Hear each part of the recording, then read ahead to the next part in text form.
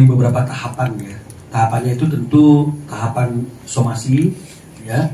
Sebelum somasi Mas Ari sudah mencoba untuk membuka komunikasi dengan manajemen Arnesmo ya, dan juga mungkin juga membuka komunikasi dengan penyelenggaranya yaitu Holy Wing ya. WG ya, PT-nya ada di sini. Tapi komunikasi yang dibangun oleh Mas Ari sebagai komposer lagu tersebut bilang saja itu kan tidak mendapatkan respon dan tanggapan. Maka kemudian ditingkatkan ke dalam bentuk somasi ya yang kami lakukan, bahkan itu juga dilanjutkan dengan somasi terbuka karena pada awalnya kita juga tidak tahu di mana alamat Arnesmo. Jadi mau nggak mau kita harus dengan somasi terbuka agar somasi itu bisa sampai kepada yang bersangkutan. Ini kan juga tidak mendapat respon ya. Saya tidak ngerti ya, tidak juga ingin sujon atau a priori, tapi apakah memang karena memang tidak ada etikat baik dan tidak menghargai komposer, atau karena masih terpasung dengan pendapat bahwa tidak perlu penyanyi itu memintakan izin kepada penciptanya, urusannya dengan LMK saja cukup misalnya ya, atau bayar kemudian cukup misalnya.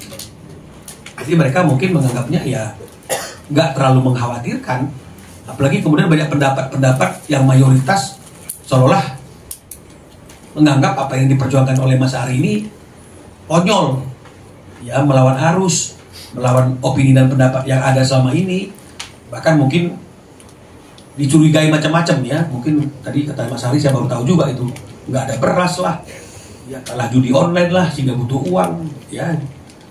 Tapi itulah yang membuat kita akhirnya melangkah kepada lembaga yang lebih tinggi, tempat kita untuk memperjuangkan sebuah keadilan, yaitu di pengadilan niaga. Dan ternyata saya harus menyatakan masih ada keadilan itu, memang masih ada, tapi selama ini mungkin masih diragukan, terutama khusus tentang hak cipta oleh para komposer ini. Tapi hari ini para pencipta ini percaya dan kembali tumbuh keyakinannya masih ada keadilan ya.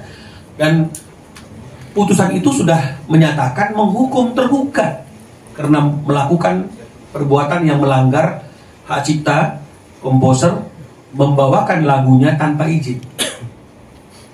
Dan sudah ada diktum dalam mengadilinya itu menghukum.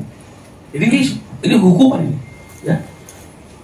Bukan lagi tawar menawar, bukan lagi negosiasi seperti somasi, tapi ini sudah ada kata-kata menghukum tergugat membayar kerugian. Jadi suka nggak suka ya harus dibayar 1,5 miliar itu. Bukan mediasi lagi, ini sudah putusan menghukum. Nah, pertanyaannya bagaimana nih kalau misalnya Arnesmo atau tergugat tidak ingin melaksanakan pembayaran itu, ya mungkin dia seperti yang tadi saya katakan melakukan upaya hukum lanjutan. Ya, tapi kalau misalnya kemudian ini inkrah dan dia tidak mau membayarkan, tetap nggak mau membayarkan, mungkin kita akan unmanding, ya. Tapi paling tidak yang ingin saya sampaikan, ketika putusan ini sudah keluar dan pengadilan menyatakan menghukum seseorang untuk membayar denda, kalau denda itu nggak dibayarkan, sebenarnya yang sesungguhnya dilecehkan dan dihina di sini bukan lagi Ari Bias, tapi sebenarnya adalah pengadilan. Ya, karena tergugat tidak melaksanakan apa yang sudah diputuskan oleh pengadilan. Ya, jadi saya harap dengan adanya kepastian ini, selama ini kan mungkin Arnesmo juga dilema, ya, perlu bayar apa tidak. Apalagi mungkin banyak juga orang yang meyakinkan tidak perlu dibayar itu ini segala macam seperti itu. Tapi dengan adanya putusan ini seharusnya tidak perlu ada dilema lagi, nggak perlu ada galau-galau lagi. Jadilah contoh menjadi penyanyi yang taat. Ketika ada putusan ditaati, dibayarkan, itu juga tidak akan membuat dia jadi rendah, dia jadi hina, enggak. Tapi justru itu akan membuat dia jadi lebih dihargai dan dihormati sebagai orang yang komitmen. Dan kita menganggap bahwa selama ini kalaupun dia belum mau membayarkan karena memang dia masih ragu, takut pembayarannya itu salah karena ada pendapat-pendapat yang macam-macam berkembang. Tapi hari ini harusnya keraguan itu disingkirkan dan dia harus taat kepada putusan tersebut. Misalnya kalau sudah inkrah ya, dan membayarkannya secara sukarela kepada Mas Ari, karena itu sudah merupakan keputusan pengadilan. Itu juga akan membuat dia jadi lebih dihormati dan dihargai, bukan direndahkan. Saya kira seperti itu.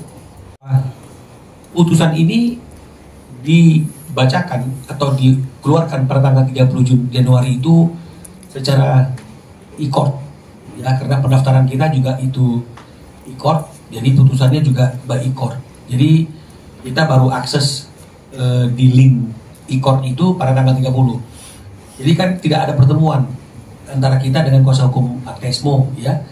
Saya juga tidak tahu, tapi harusnya mereka juga pasti sudah buka sistem untuk mengetahui hasilnya, dan saya kira harusnya mungkin dia juga sudah tahu. Belum ada komunikasi karena mungkin masih didiskusikan apakah menaati isi putusan atau mungkin ingin melakukan upaya lanjutan, karena masih ada satu peluang lagi kasasi, yaitu hak mereka. Tapi seperti yang tadi kami yakinkan dan bicarakan, membaca pertimbangan hukum hakim ini, kami yakin bahwa Mahkamah Agung juga pasti akan sependapat dengan apa yang diputuskan oleh pengadilan niaga di tingkat pertama. Tapi nggak apa-apa, kita hormati setiap upaya hukum yang dilakukan oleh siapapun, termasuk oleh Agnesmo yang mungkin ingin menaik ke kasasi. Nah, jadi belum ada komunikasi, ya. Jadi mungkin masih dipikirkan dulu, dipertimbangkan dulu, kan begitu ya, plus minusnya, ya. Tapi kalau saya sih harusnya salut ya kalau misalnya kemudian putusan ini ditaati, ya. Ini akan menjadi contoh juga, ya, menjadi pionir dalam penegakan hukum yang berkaitan dengan hak cipta. Saya kira seperti itu. Nggak ada sih, nggak ada traumatik gitu, nggak ada. Cuman kan saya memahami tentang undang-undang hak cipta itu memang nggak dari awal. Nggak dari tahun waktu saya ciptakan lagu itu 2004 itu saya belum mengenal itu undang-undang. Nah, setelah saya tahu di undang-undang itu ada hak-hak pencipta lagu yang harusnya dilindungi, nah makanya saya merasa, loh kok selama ini hak saya berarti nggak ada dong gitu, sebetulnya harusnya ada gitu kan. Nah itu akhirnya setelah saya bertemu dengan teman-teman pencipta lagu, bergabung dengan aksi, jadinya semakin menambah ilmu dan wawasan saya tentang hak cipta. Akhirnya saya mencoba untuk men-scanning lagu-lagu saya ini di mana aja nih gitu. Terus akhirnya yang terjadilah konser yang kemarin itu. Dan itu pun konser itu saya sudah surati pihak manajemen secara langsung, belum ketemu Bang Nino belum. Saya secara langsung sudah meminta royalti ya, karena selama ini dari LMKN juga nggak ada royalti. Jadi saya meminta langsung ke pihak manajemen Agnes, waktu itu sebesar 15 juta saya mintanya kan, tapi kan nggak digubris, nggak dikasih ya kan. Ya udah, akhirnya saya tunggu apakah saya dapat terima dari LMKN, mungkin dari LMKN mereka bayar gitu ya. Ternyata setahun kemudian saya tanya ke LMKN, nggak bayar juga. Nah, akhirnya saya konsultasi dengan Bang Nino lah, begitu ceritanya. Tapi kalau traumatik buat lagu sih enggak, saya tetap berkarya kok.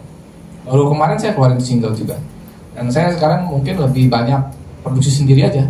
Jadi nggak jual-jual lagu lagi gitu kayak dulu gitu. Saya produksi sendiri, saya cari artisnya, saya suruh nyanyiin lagu saya gitu. Jadi kerjasamanya berjalin dengan baik gitu. Berarti bisa bilang mengantisipasi hal-hal yang sebelumnya ini Mas. Ya kalau ada yang mau pakai lagu saya mau bayar ya nggak apa-apa juga, boleh aja. Putusan ini karena ini adalah permintaan dari pengadilan atau negara ya, bukan dari saya.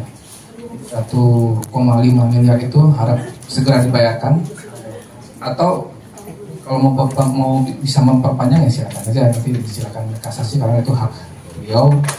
Dan saya juga punya banyak cara untuk memperjuangkan lagi hak saya ini. Jadi saya tidak akan berhenti sampai hak saya dapat. Terima kasih. Wassalamualaikum warahmatullahi wabarakatuh.